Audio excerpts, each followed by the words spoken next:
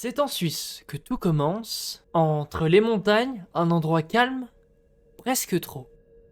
Ici dans ce monde, tout est à reprendre à zéro, pas par choix, mais par devoir. Je vous présente Baymax, notre cobaye pour cette vidéo. Et clairement, ce qu'il va vivre, on ne le conseille pas à tout le monde, si ce n'est à personne. Pour son arrivée, il part avec le strict nécessaire. Une pile, une lampe chargée, une ration militaire et une poupée. C'est aux portes de la frontière que débute réellement sa mission. Il fait sombre, l'ambiance est glaciale, et malgré le silence, des bruits semblent suivre.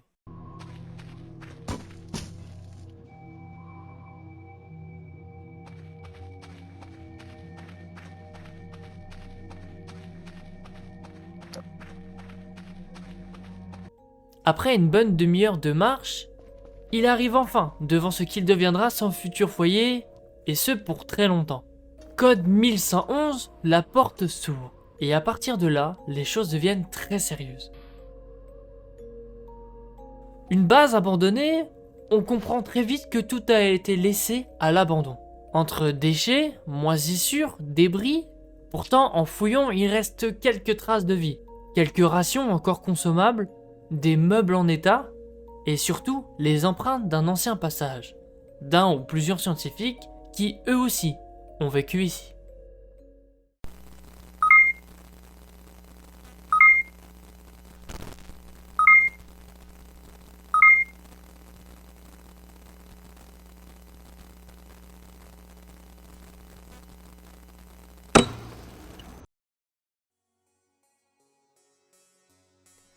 Après un grand ménage et les premières instructions laissées par d'autres scientifiques, une salle attire immédiatement notre attention. Et c'est ici que tout se joue. L'objectif de Baymax est très simple. Trouver des signaux, les enregistrer, les nettoyer et les améliorer. Chaque jour, Baymax, en tant que scientifique, a pour but de capter ce qui est pour nous l'invisible.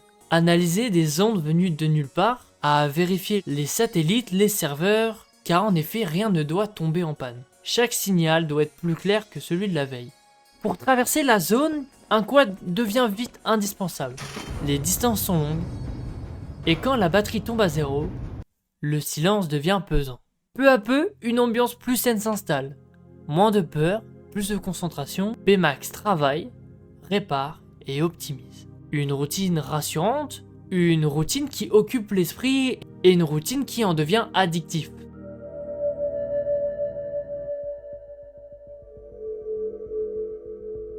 Petit à petit, des choses commencent à changer. Rien de spectaculaire, rien de clairement dangereux.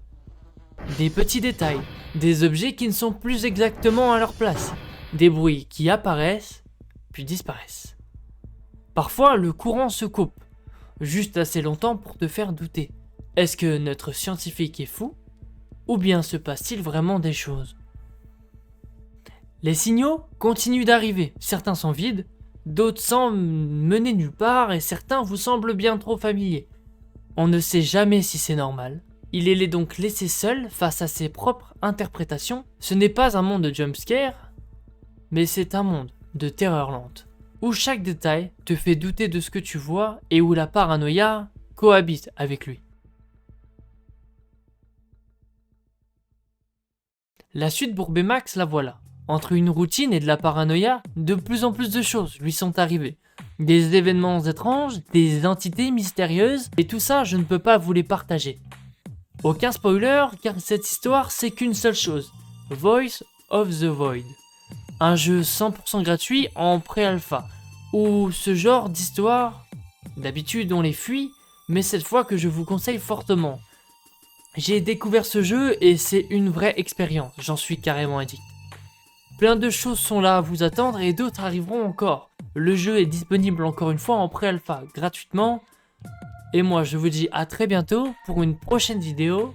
Juste à bientôt.